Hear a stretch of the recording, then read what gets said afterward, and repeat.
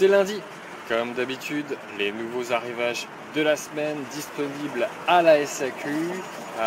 Beaucoup de produits cette semaine, Afrique du Sud, Australie, France, Italie, il y a vraiment un petit peu de tout que la SAQ a décidé de nous mettre sur le marché. Puis, comme d'habitude, je vous ai sélectionné les cuvées que je connaissais, qui valent la peine d'avoir ou dans sa cave pour les prochaines années ou pour les boire tout de suite avec les amis sous forme de barbecue, de bons repas ou simplement d'apéritif. Alors je commence avec un produit de Hongrie, un produit que je connais quand même depuis plusieurs années. C'est un cépage un peu particulier qui s'appelle le Furmint. Le Furmint, donc un cépage qui vient de Hongrie, qui est vinifié souvent pour faire les grands vins liquoreux, ces vins qu'on appelle les Tokai. J'avais fait une petite capsule sur justement la mesure, le Putonios, c'est cette mesure qui permet d'avoir le taux de sucre sur ces vins liquoreux. Et ils font également d'excellents vins secs. Alors un blanc sec sur de la minéralité, avec un petit côté épice, cumin, très agréable. Si vous aimez les vins légers, avec une belle minéralité sur les poissons, les crustacés, ça peut être même à l'apéro, ça peut être un beau vin à découvrir. C'est le millésime 2007. Le domaine s'appelle Disnoke, D-I-S-Z-N-O-K-O. C'est 16,60 $ pour découvrir des vins un petit peu de régions moins connues. Je continue avec une personne que je respecte beaucoup pour son travail en biodynamie.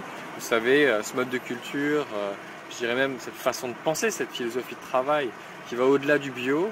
On va essayer de comprendre un peu plus l'entourage, l'écosystème, faire des applications aussi homéopathiques sur la vigne. Et pour Monsieur Ostertag, on peut faire de la barrique sur des vins d'Alsace. En fait, lui considère que les pinot blanc, pinot noir, pinot gris, sont des cépages bourguignons, donc qui peuvent aisément passer leur temps dans leur élevage, dans une barrique de bois. Donc si vous voulez voir ce que ça donne, c'est assez rare de voir du pinot gris élevé en barrique. La maison Ostertag sur le millésime 2007. C'est des vins un peu plus haut de gamme, mais je peux vous dire que vous en avez vraiment dans la bouteille, donc n'hésitez pas à investir. 27 et 55.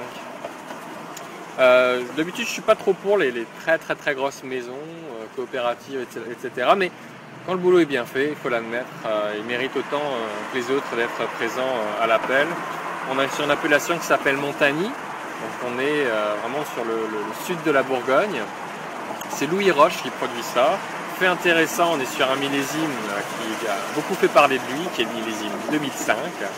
Et pour 23,65 $, on a ce beau chardonnay de la Bourgogne avec de la richesse, de la puissance, une belle acidité parce que c'est très important l'acidité, donc vraiment un bel équilibre. Une cuvée qui va très facilement aller sur des plats un peu plus corsés. Pensez à des viandes blanches, ça pourrait être avec peut-être une croûte d'épices ou des sauces relevées. Ça ira sans aucun problème. Donc pour du 2005, 23,65 $ en Bourgogne. Ça vaut la peine. Le retour, j'en ai déjà parlé, mais profitez-en parce que ça rentre, ça sort, ça rentre, ça sort. Torrontes d'Argentine, de la maison Catena.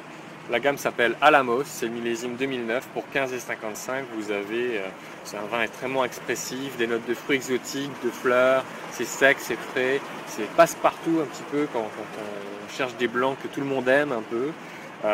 Donc sans hésiter, n'hésitez pas à en racheter, il est de retour.